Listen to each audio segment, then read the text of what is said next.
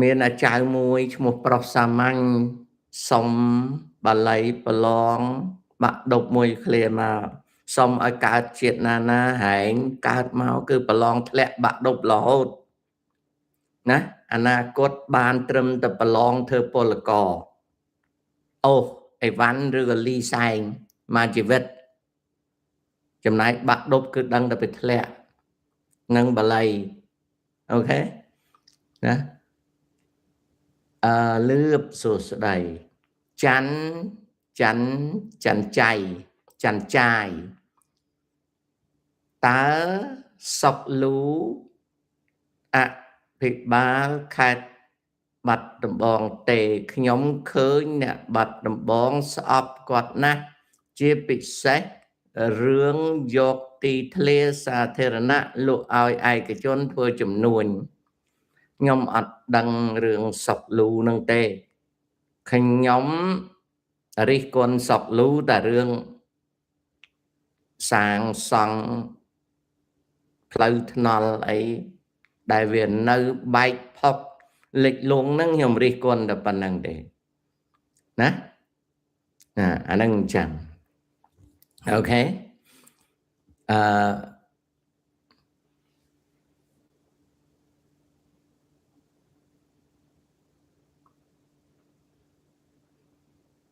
កៅមុនីពូធ្វើ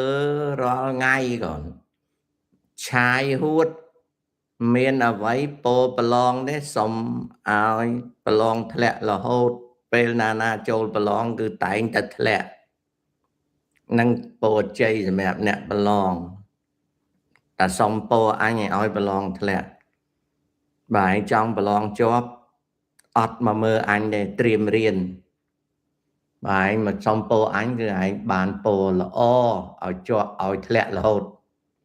ណា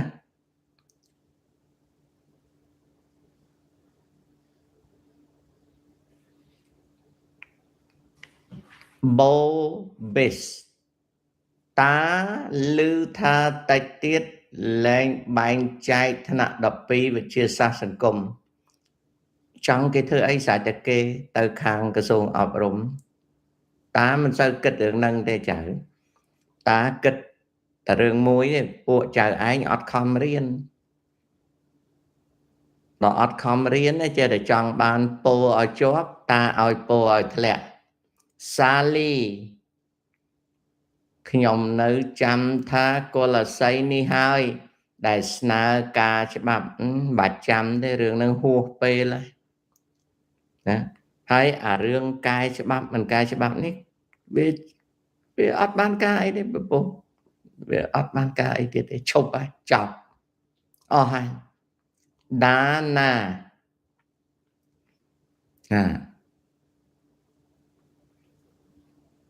អត់ស្ដាប់បានមួយម៉ាត់ណា King Sniper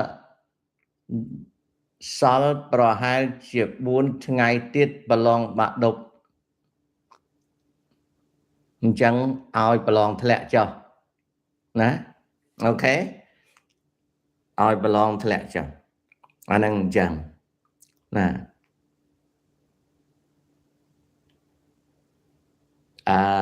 កែវភត្រាចង់ខ្ចីលុយគេឲ្យបានខ្ចីពួកចៅដែលចរាចរលុយពណ៌ប្រផេះនៅប្រទេសកម្ពុជាខ្ចី100ការ70ទៅខ្ចីគេទៅបានច្រើនហើយណាក្បាលឯងនេះសំតែគេគក់ទេឯងចាញ់មករូបរាងឯងប៉ុណ្ណឹងឯងរកតែខ្ចីគេហើយអត់គិតខំទេអញ្ចឹងទៅខ្ចីពួកហ្នឹងពួករត់ឆ្នាំពួករត់ឆ្នាំញៀនវាខ្ចី$100ការ70ទៅខ្ចីទៅនៅពេញនៅបាត់តាមខេត្តអីមិនខ្វះពួកហ្នឹងទេទៅខ្ចីគេទៅខ្ចីគេទៅខ្ចីរហូតដល់គេយកឯងទៅជីកចានណា